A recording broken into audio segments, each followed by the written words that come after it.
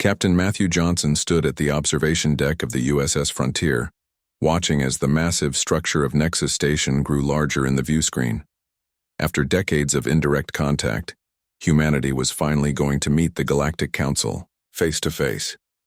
The space station shimmered like a jewel against the blackness of space, its spiral arms rotating slowly to create artificial gravity. "Nervous, Captain?" asked Dr. Elizabeth Carter as she joined him at the window. Her diplomatic uniform was crisp and formal, representing the best of Earth's unified government. "Just cautious," Johnson replied with a small smile. "First impressions matter." The USS Frontier wasn't humanity's most advanced vessel, but it was chosen to represent Earth specifically for its balance of technology and peaceful appearance. The ship carried a crew of 300, including 50 of Earth's top diplomats, scientists, and cultural experts. "Nexus control to Earth vessel," came a voice over the communication system. "You are cleared for docking at Bay 17. Please follow the guidance lights." Lieutenant Paul Green, the communications officer, acknowledged the instructions and relayed them to the navigation team. The ship smoothly aligned with the docking bay, its engines powering down as it entered the massive hangar. "Atmospheric match complete," reported engineer Susan Miller from her station. "Station gravity and air composition aligned with Earth, normal parameters." Johnson nodded. Dr. Carter gathered the diplomatic team. "It's showtime." The welcome ceremony was scheduled in the Grand Hall, a massive chamber designed to accommodate representatives from dozens of species. Johnson led 20 crew members, including Dr. Carter's diplomatic team, through the station's wide corridors. Aliens of all shapes and sizes moved through the halls, some walking on multiple legs, others floating in gravity fields. The Grand Hall took Johnson's breath away.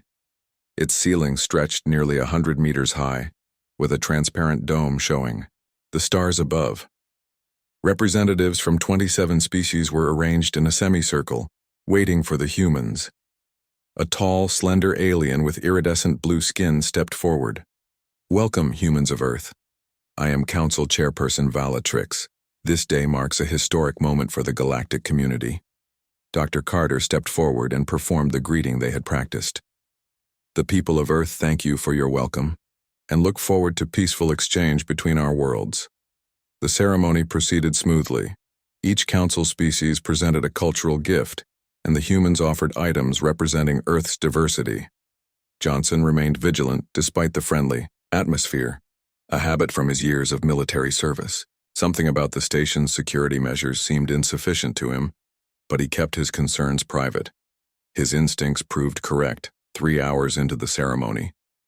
The first explosion rocked the far end of the Grand Hall.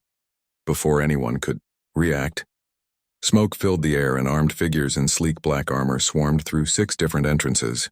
"Everyone on the ground!" shouted a harsh voice through an amplifier. "This station is now under the control of the Void Harbingers." Johnson pulled Dr. Carter down behind a decorative pillar as weapons fire streaked across the hall. The council representatives were in chaos, some freezing in place, others attempting to flee. "Security team, defensive positions," Johnson ordered through his communicator. "Protect the civilians." The human security detail responded with practiced efficiency, creating a protective circle around the nearest diplomats, both human and alien. But they were outnumbered and outgunned in unfamiliar territory. Within minutes, the attackers had rounded up most of the attendees. Johnson watched from his hidden position as the leader of the terrorists stepped forward, removing his helmet, to reveal a reptilian face with red scales and yellow eyes. "I am Commander Zexathar of the Void Harbingers," he announced. "For too long, the Council has ignored the rights of frontier worlds and independent factions. Today, that changes." Johnson caught the eye of Lieutenant Green across the room, who had managed to stay hidden behind an overturned table. Using subtle hand signals, Johnson ordered him to return to the ship and initiate emergency protocols. Zexathar continued, "We have taken control of the station's core systems. Representatives from all Council species will be held until our demands for political recognition and territory rights are met." The Council Chairperson Valatrix stepped forward cautiously. "Commander, The Council is willing to hear your grievances through proper channels. This violence is unnecessary.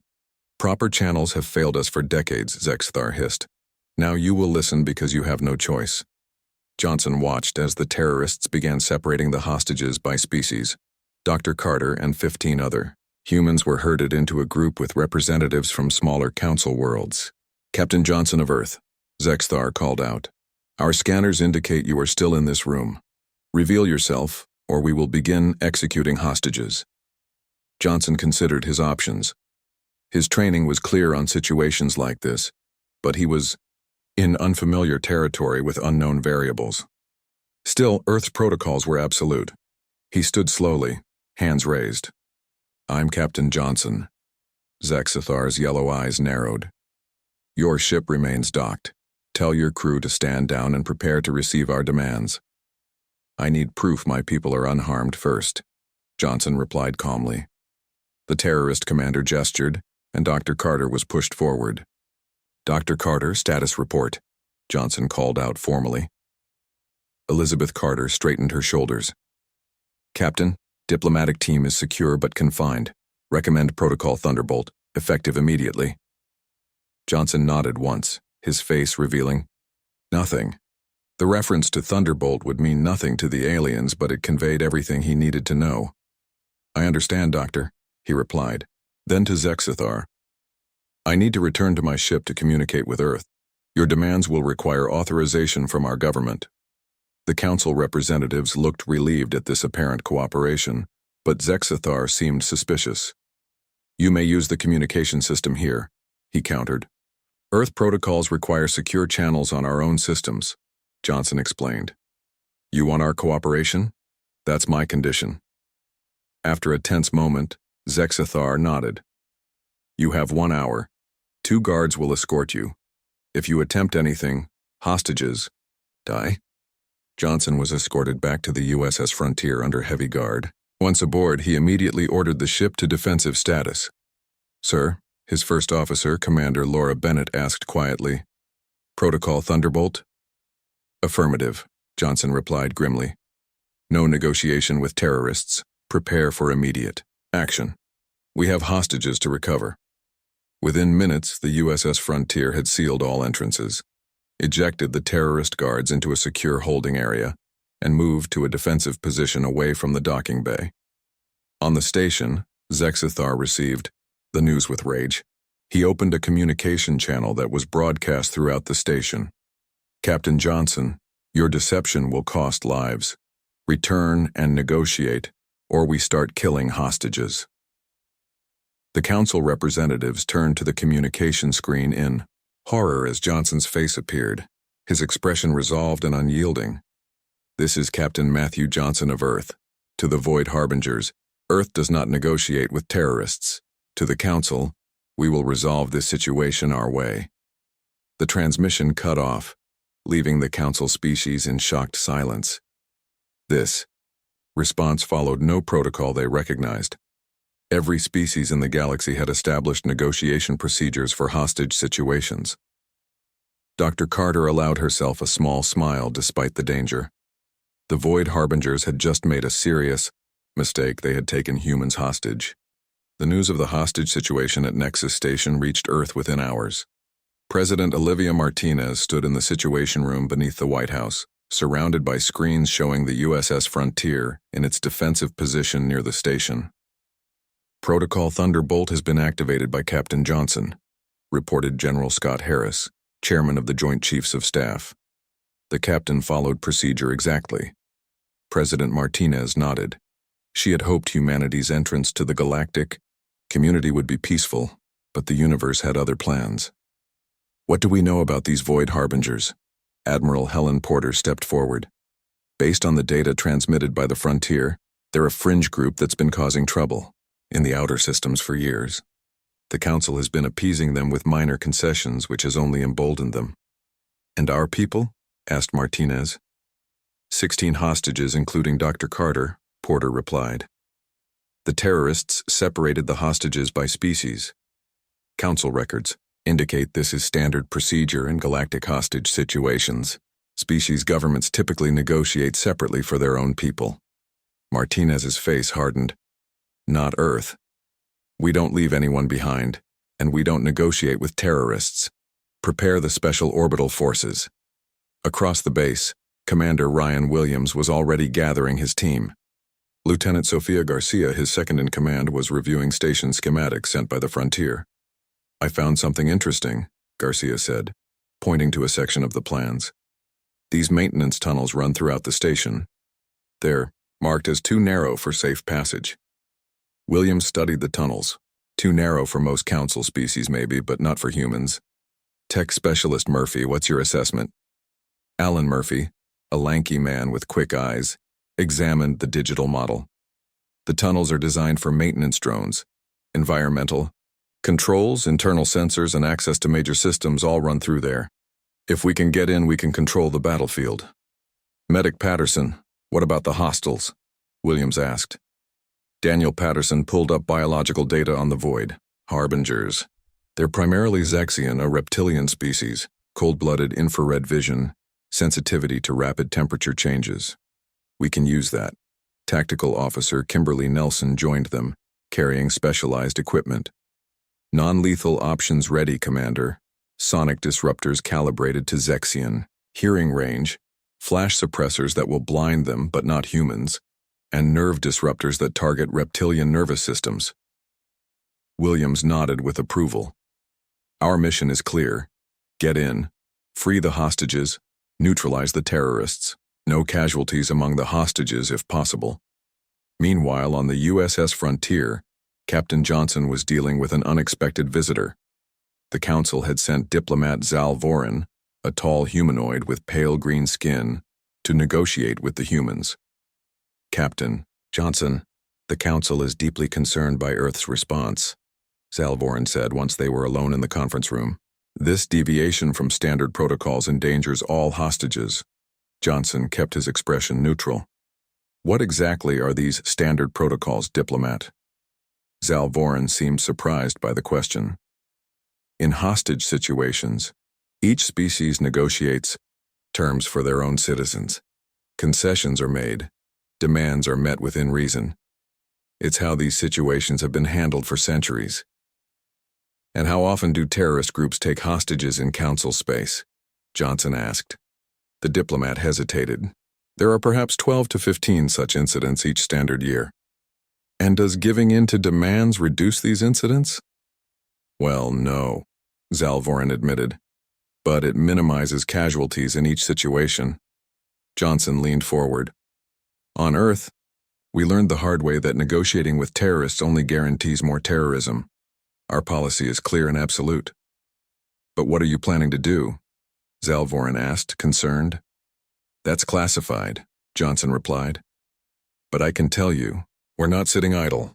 President Martinez has agreed to give you 24 hours before we take action. I suggest the Council uses that time to evacuate non-essential personnel from the station. Back on the station, Dr. Elizabeth Carter was carefully observing the terrorists' patterns. The hostages were being held in what had been the Grand Hall, now transformed into a makeshift prison camp.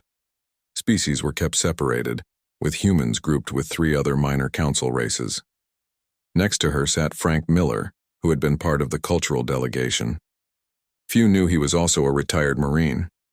They change guards every 4 hours, Miller whispered. The leader, Zexthar, checks in personally every 6 hours. Carter nodded slightly. Have you noticed the lights? Miller frowned. What about them? Watch, the pattern. 3 flickers, pause, 2 flickers, it's repeating on an 8-minute cycle. That's not a malfunction. That's Morse code. Miller's eyes widened in recognition. S-Off is here already? How? I don't know how, but someone's in the station systems. Carter replied quietly. We need to be ready. Meanwhile, Special Orbital Forces had already infiltrated the station.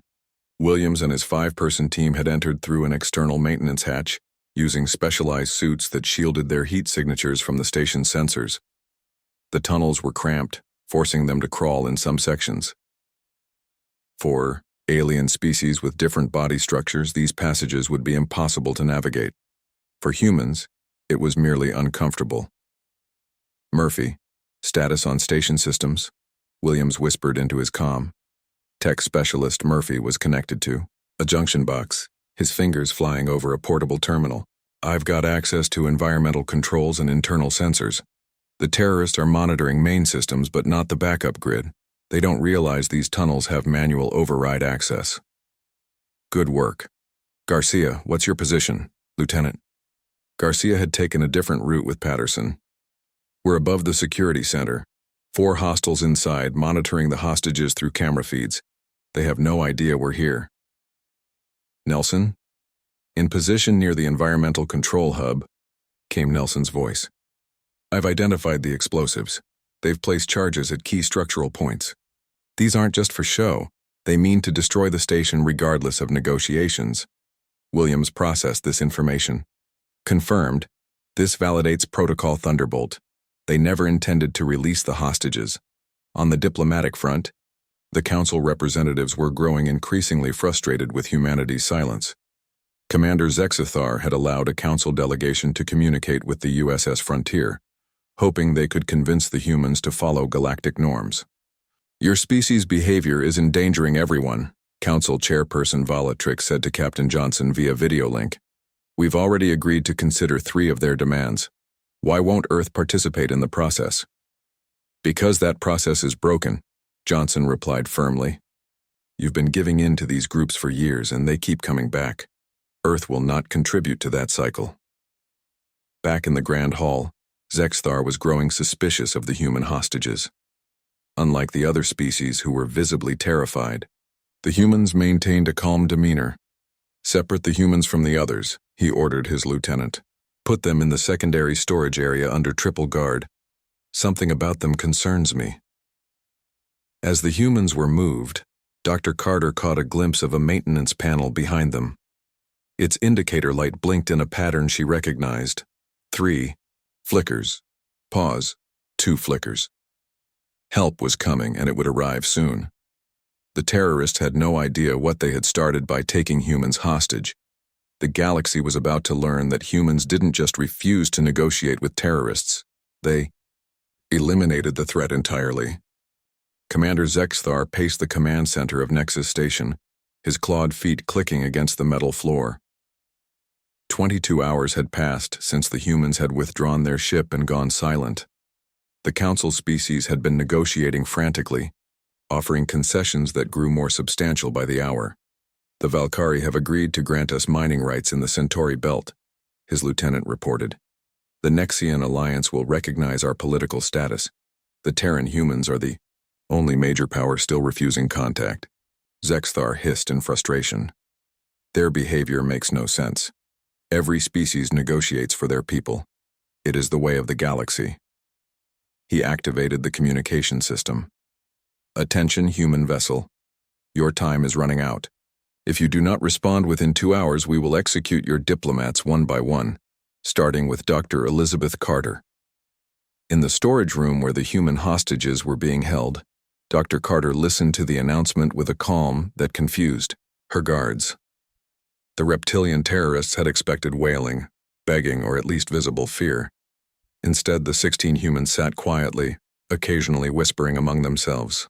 They're watching us, Frank Miller murmured to Carter. Expecting us to break? Carter nodded slightly.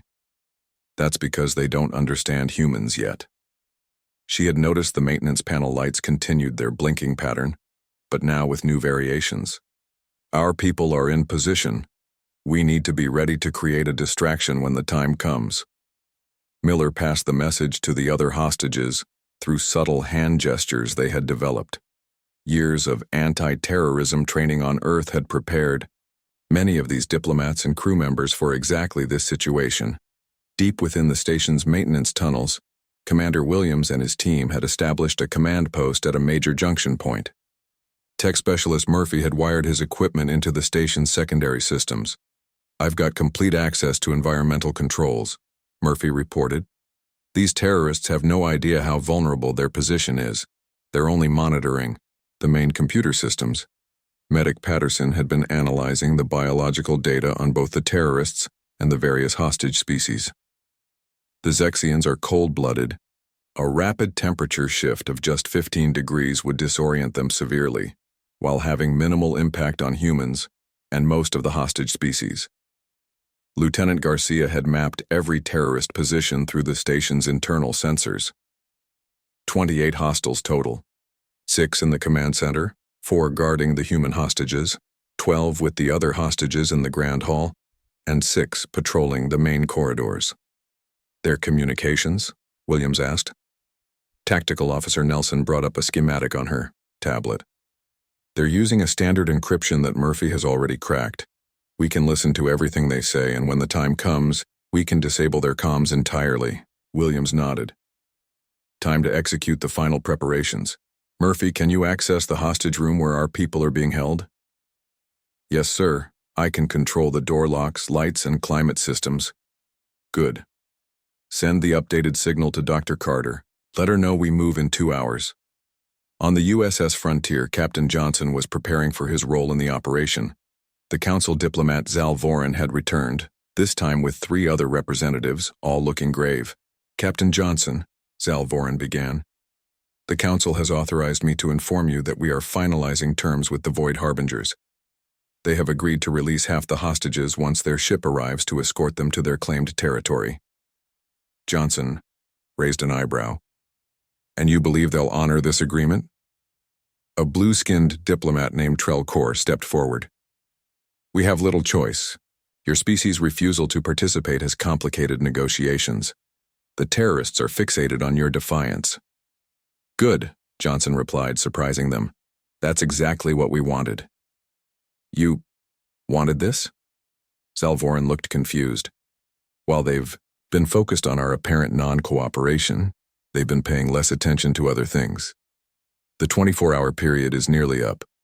I suggest you return to your ships and prepare for potential station evacuation. The diplomats left, deeply disturbed by the humans' confidence. As they departed, Johnson contacted Earth securely.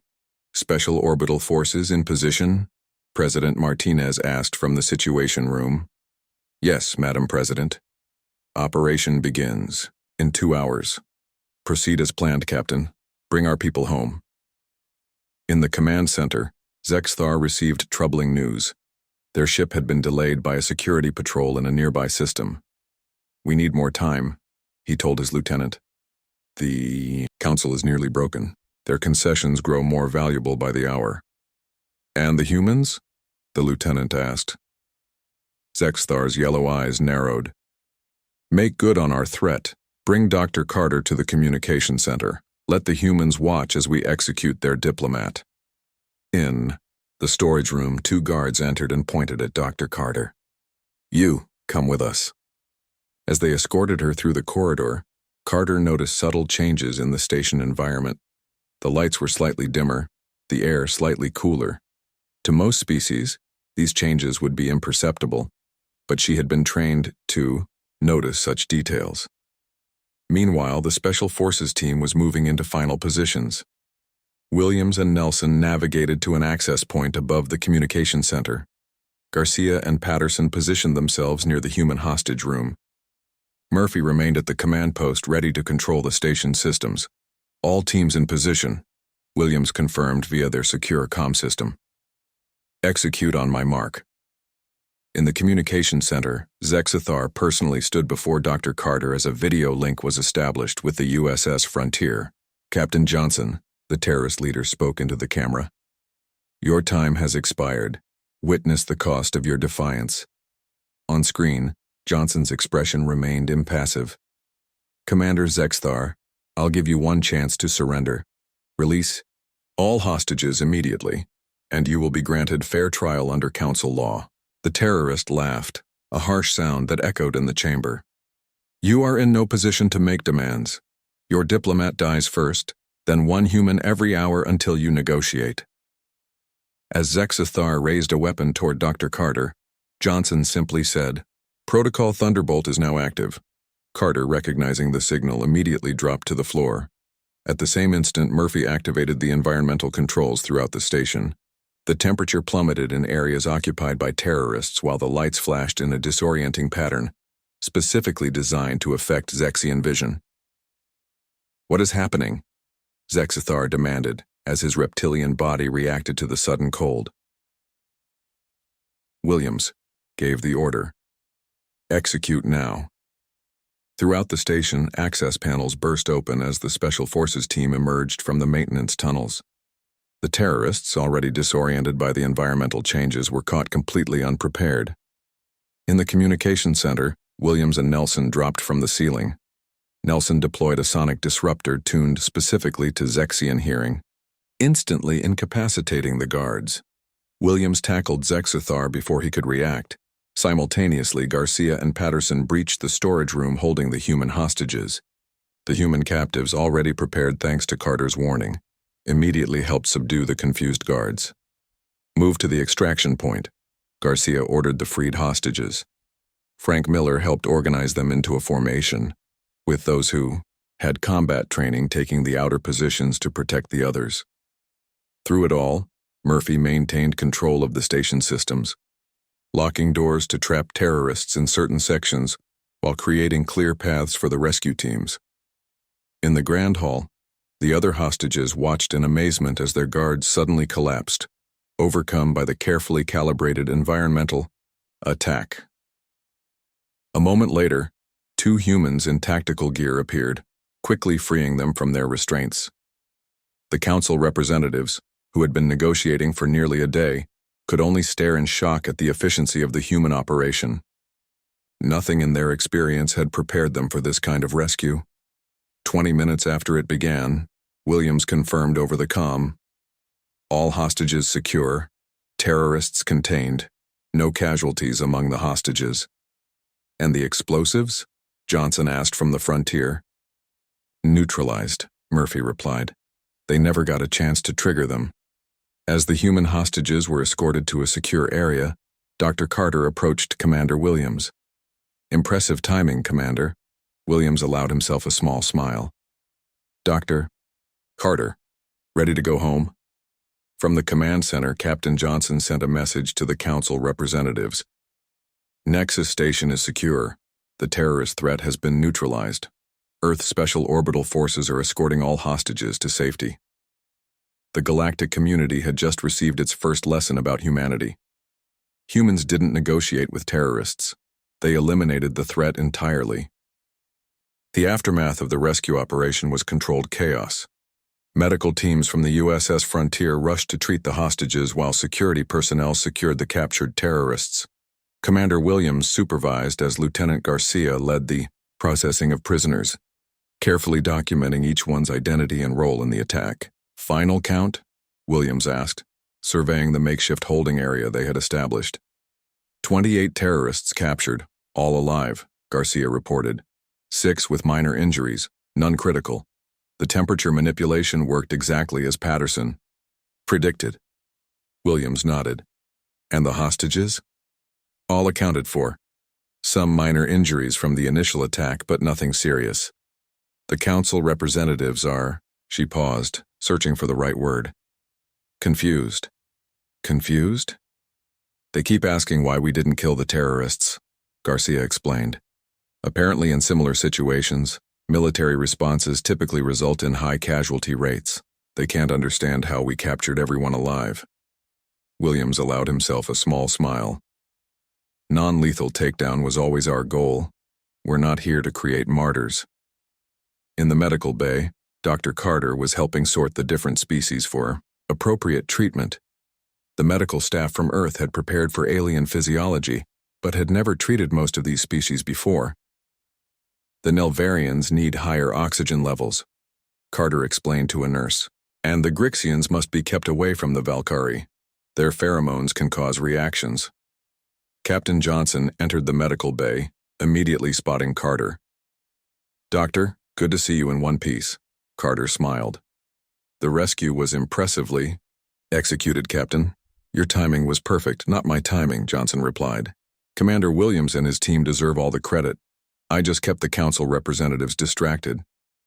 Speaking of which, Carter lowered her voice. What happens now? The council was ready to give the terrorists everything they wanted. They don't understand our approach at all. Johnson's expression turned serious. President Martinez is on her way. She'll arrive in 6 hours to address the council personally. This incident has made it clear that the galactic community needs to rethink its approach to terrorism. Across the station, tech specialist Murphy and tactical officer Nelson were working with station security to analyze the explosives they had neutralized. These were never meant as a bargaining chip, Nelson explained to the station's security chief. A tall avian alien named Krivak. The triggering mechanism was on a timer, set to detonate regardless of negotiations. Krivak's feathers flattened against his body in distress. But they were negotiating in good faith. They agreed to many concessions. Murphy shook his head. That was just to buy time and maximize the damage. Their true goal was to destroy the station and kill everyone aboard, including themselves. How did you know? Krivak asked. We didn't, not until we got inside, Murphy admitted. But Earth's history with terrorism taught us to assume the worst. That's why we never negotiate. In the Secure Communications Center, Williams was reporting to President Martinez via holographic link. Operation successful, Madam President. All hostages rescued, all terrorists captured, and all explosives neutralized. Excellent work, Commander, Martinez replied. The Council representatives want to speak with me immediately about what they're calling our aggressive intervention. I need your full report before I arrive. Yes, ma'am.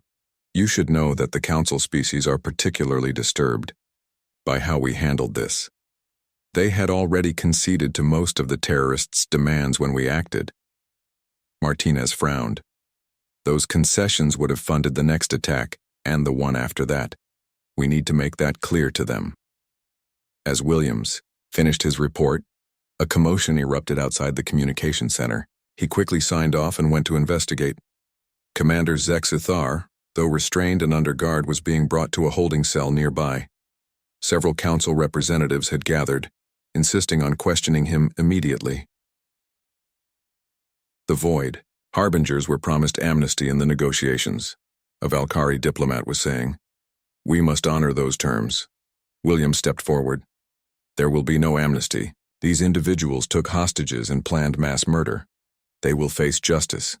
The council chairperson Valatrix approached Williams.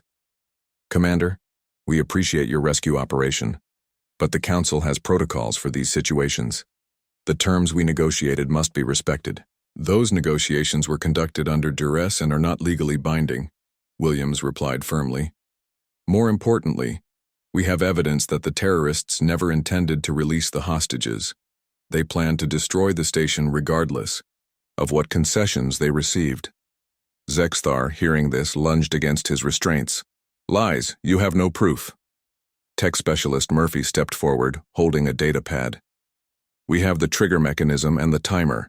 Station security has confirmed the explosives would have destroyed the station's core, causing a catastrophic failure.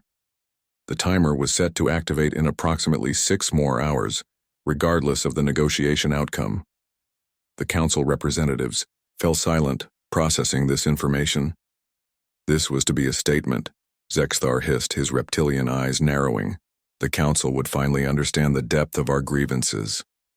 By murdering thousands of innocent people? Williams asked. Necessary sacrifices for change, the terrorist leader replied without remorse. Garcia stepped forward. Take him to the holding area with the others. Maximum security. As the terrorist was led away, the council representatives huddled together, speaking in hushed tones. Finally, Valatrix approached Williams again. Commander, if what you say is true, then your intervention saved us all. But the Council is deeply concerned about Earth's approach. Your refusal to follow established protocols could have ended badly. But it didn't, Williams pointed out. Our approach worked because we didn't give the terrorists what they wanted. We didn't grant them legitimacy through negotiation. Medic Patterson joined the group carrying his medical kit. Council chairperson, I've analyzed the biological data from the terrorists. They were all carrying suicide toxins that would have activated simultaneously with the explosives. They never intended to leave the station alive. This revelation caused even more consternation among the council representatives. How could we have missed this? An Elverial diplomat wondered aloud. Dr. Carter, who had been listening nearby, stepped forward. Because your focus was on negotiation rather than investigation. Earth learned long ago that understanding the terrorists' true motives is more important than meeting their stated demands. On the USS Frontier, Captain Johnson was preparing for President Martinez's arrival when Lieutenant Green approached him. "Sir, we're receiving transmissions from across Council space. News of our operation is spreading quickly." "And?" Johnson asked. "Reactions are mixed. Some species are alarmed by our unilateral action, but others—" Green paused. "Others are requesting information on our anti-terrorism protocols. They want to learn our methods." Johnson nodded thoughtfully. "Tell Commander Williams this may be the beginning of a significant change in how the galaxy handles terrorism." In the holding area, Frank Miller was helping Garcia process the last of the terrorists. He had revealed his background as a retired Marine and offered his assistance. "You know," Miller said quietly to Garcia, "I've been through hostage situations before, but never one where the authorities were willing to give the terrorists what they wanted. It was surreal watching the Council negotiate away their principles." "Different cultures, different approaches," Garcia replied. "But sometimes it takes an outside perspective to show the flaws in a system." As they secured the final prisoner, an alarm sounded throughout the station. Murphy's voice came over the comm system. "Security breach in holding cell 3. Zexthar has escaped." The human response was immediate and coordinated. Williams ordered lockdown protocols, while Garcia and Miller moved to intercept the escaped terrorist. The Council security forces scrambled in confusion, unused to such situations. The chase was on, with the future of human-galactic relations hanging in the balance. Commander Ryan Williams sprinted through the corridors of Nexus Station, following Lieutenant Garcia's tracking signal. The escape of Zexthar had triggered an immediate response from the Special Orbital Forces team, while the Council security personnel were still trying to understand what had happened. "Murphy, where is he heading?" Williams demanded through his comm unit. "Central Hub Level 4, Murphy replied from his position at the station's security center. "He's disabled his restraints and stolen a weapon from a guard. Heat sensors. Show him moving toward the reactor control room." Williams cursed under his breath. "He's going for a manual override on the explosives we neutralized. Garcia, Patterson converge on reactor control. Nelson, secure the hostages in case this is a diversion." Through his earpiece, Williams could hear the Council security forces arguing about protocols and jurisdiction. There was no time for that now. As Williams rounded a corner, he nearly collided with Frank Miller, who had armed himself with a stun baton. "Marine?" Williams asked, quickly assessing the retired soldier. "Ready to help, Commander," Miller replied without hesitation. "With me. Watch the left flank." Together they moved swiftly through the station's central hub, a massive open area with multiple levels connected by gravity lifts and stairs. Council civilians were being evacuated, creating chaos that Zexthar could use to his advantage. Lieutenant Garcia's voice came through the comm. "Commander, I have visual on the target. He's taken a hostage, female Nelvarial diplomat. They're 20 meters from reactor control. Can you get a clean shot?" Williams asked. "Negative. Too many civilians in the area." "Understood, we're coming up behind him. Keep him talking if possible." Williams and Miller positioned themselves on an upper walkway, getting a clear view of the standoff below. Zexthar had backed himself toward the reactor control room entrance, holding a terrified blue-skinned diplomat with one arm, while pointing a stolen energy weapon with the other. "Stay back," the terrorist commander shouted at Garcia, who had taken cover behind a support column. "I'll kill her and then destroy this station." "There's nowhere to go, Zexthar," Garcia replied calmly. "The explosives have been neutralized. Your team is captured. It's over." "Nothing is over," Zexthar hissed. "The Void Harbingers cannot be stopped. The Council will pay for ignoring our demands for decades." Williams signaled to Miller and they split up, each taking a different approach route. From his new vantage point, Williams could see Dr. Carter quietly organizing civilians, moving them away from the confrontation zone. "This isn't about political recognition anymore, is it?" Garcia kept talking, keeping Zexthar's attention fixed on her. "This was always about revenge." The terrorist leader's scales darkened with anger. "You humans understand nothing. Your species has barely left its home. System, you know nothing of the Council's corruption, the way they favor the founding species while frontier worlds suffer. Miller had reached a position directly above Zexthar, while Williams circled to the side. They needed perfect timing. So enlighten me, Garcia replied. If you have legitimate grievances, why take hostages? Why plan mass murder? Because nothing else works, Zexthar shouted. We filed petitions for 60 years. We appealed to the council courts. We were ignored at every turn. While he was focused on Garcia, Williams caught the diplomat's eye. With the slightest movement, he signaled for her to be ready. The Nelvarial gave an almost imperceptible nod. So you became exactly what you claim to hate, Garcia said. Oppressors who don't care who they hurt? Zexthar's grip tightened on the hostage. Enough talk. Open the reactor control room or the diplomat dies. Now, Williams shouted. Several things happened at once.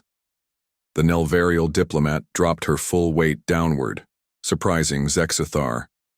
Miller jumped from the walkway above, landing directly behind the terrorist.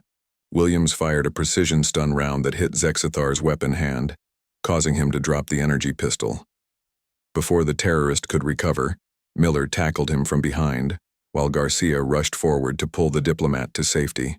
Zexthar fought with surprising strength, his reptilian muscles powered by rage and desperation. Williams joined the struggle, but the terrorist managed to throw Miller off and slam Williams against a wall. For a creature known more for political manipulation than physical combat, Zexthar was remarkably strong. You've ruined everything, Zexthar hissed, his clawed hands reaching for Williams' throat. Williams blocked the attack and countered with a strike to the terrorist's midsection. Your plan was doomed from the start.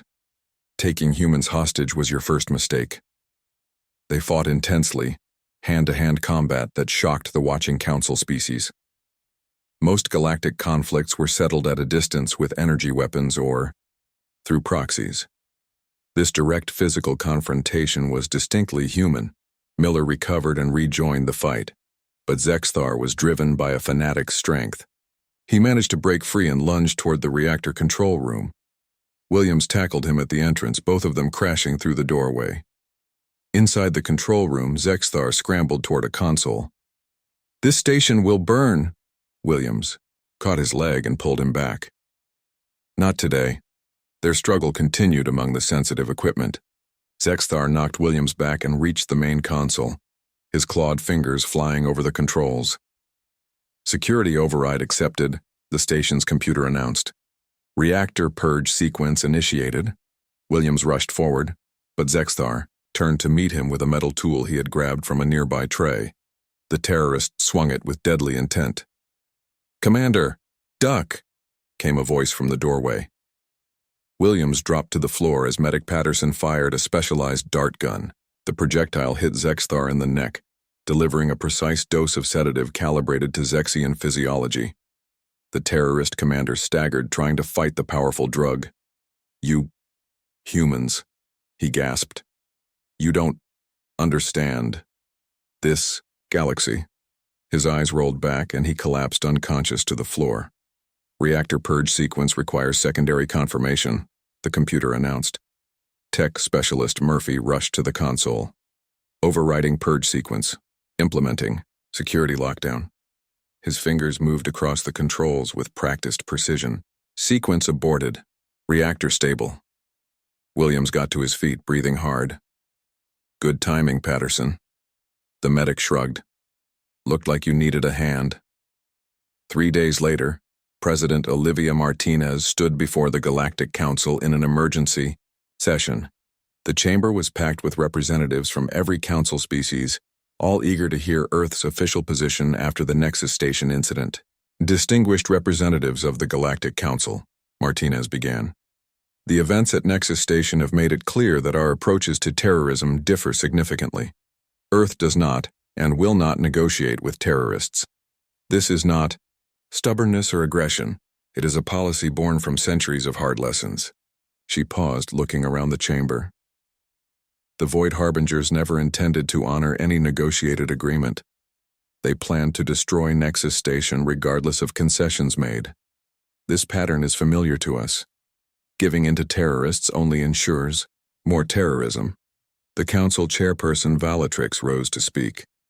President Martinez, while we appreciate Earth's decisive action that saved countless lives, many council members remain concerned about your unilateral approach. I understand those concerns, Martinez replied, which is why I am proposing the formation of a joint security task force, combining Earth's experience in counter-terrorism with the Council's knowledge of galactic politics. We have much to learn from each other.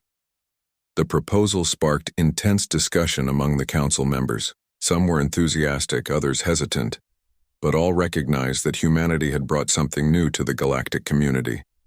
As the session concluded, Dr. Elizabeth Carter found Commander Williams watching from a diplomatic gallery. "Quite a first impression we've made on the galaxy," she said. Williams nodded. "Not exactly the peaceful introduction we hoped for, but perhaps the one they needed," Carter replied. "The Council issued a galactic alert about humanity this morning." "A warning?" "No," Carter smiled. "An announcement. It states that human-protected zones and vessels are now designated as high-risk targets for terrorist groups, with a recommendation that such groups avoid human contact entirely." Williams raised an eyebrow. "They're using us as a deterrent." "It's working already. 3 planned attacks in Council space have been canceled in the last day." Carter handed him a data tablet. "Turns out, the galaxy is learning quickly. Humans refuse to negotiate with terrorists." Across the galaxy, a message was spreading from world to world, station to station, ship to ship. A new species had entered the galactic stage, one that responded to threats not with concessions, but with action. For those who valued peace and security, humanity represented a powerful new ally. For those who used fear as a weapon, humanity represented their worst nightmare. The age of negotiating with terrorists in the galaxy was over.